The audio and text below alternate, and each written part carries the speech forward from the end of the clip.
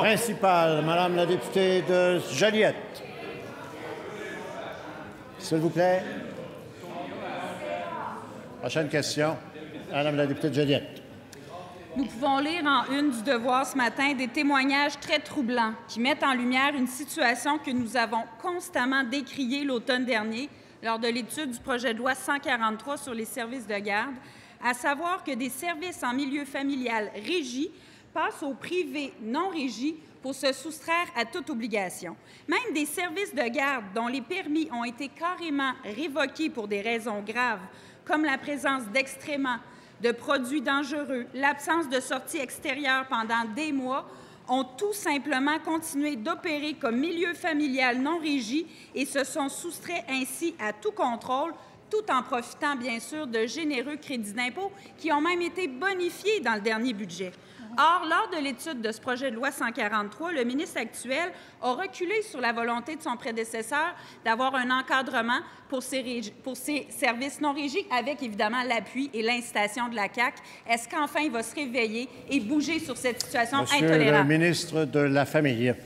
Merci beaucoup, Monsieur le Président. Écoutez, j'ai fait la même lecture de l'article du Devoir ce matin et j'ai dit que ces situations-là étaient inacceptables, intolérables. Et c'est pourquoi, contrairement à ce que vient de dire la députée de Joliette, nous avons agi dans le cadre du projet de loi 143. Nous avons été plus loin que ce qui était prévu initialement dans le projet de loi, parce que tout ce qu'on disait, c'était de baisser le ratio de 6 à 4. Et il n'y a pas davantage d'encadrement pour les services de garde qui accueillaient 4 enfants, Monsieur le Président. Alors maintenant, nous avons imposé des balises pour l'ensemble de ces services de garde-là, notamment la vérification des antécédents judiciaires, les absences d'empêchement, d'avoir une police d'assurance responsabilité civile, d'avoir un cours de RCR.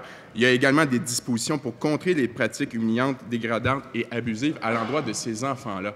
Alors, Monsieur le Président, je veux réitérer à cette Chambre et aux parents du Québec que nous n'avons pas attendu que des cas se dévoilent dans les médias. Nous avons agi justement pour assurer la sécurité des enfants. Et le Parti québécois a voté contre le projet de loi 143. Première complémentaire, Madame la députée de Joliette. Ce que le ministre omet de dire, c'est qu'imaginez ces 3 exigences minimales qui n'étaient même pas là avant, antécédents judiciaires, assurance et cours de ECR, il n'y a aucun contrôle par le ministère ou un bureau coordonnateur. Ils ont refusé, tout comme la CAQ, notre amendement disant qu'au moins il faudrait envoyer la preuve de ces 3 exigences au ministère. Ben non, il faut garder la liberté complète, aucun contrôle.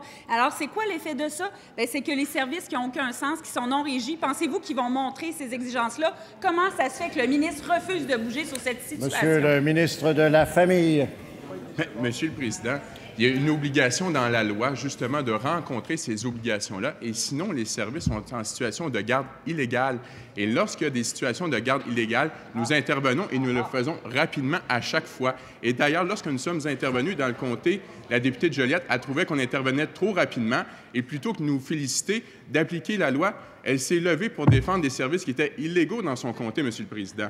Il faut le faire quand même.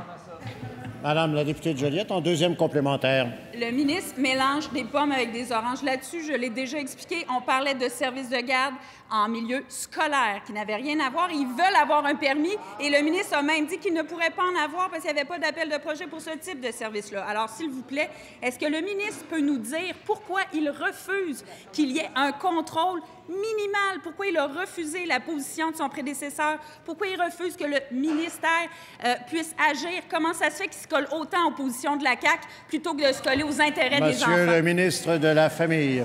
Monsieur le Président, je ne suis pas allé à l'encontre de la position de mon prédécesseur. On est allé encore plus loin, suite à ce qu'on a entendu lors des consultations particulières, suite aux rencontres que j'ai faites avec différents groupes, Monsieur le Président. Alors, ce n'est pas vrai qu'il n'y en a pas de contrôle. On les a imposés dans le projet de loi 143. Le ministère fait les vérifications nécessaires. Lorsqu'il y a des plaintes, on le fait de manière diligente. Et je veux vous dire, Monsieur le Président, il n'y a aucun compromis sur la sécurité des enfants au Québec.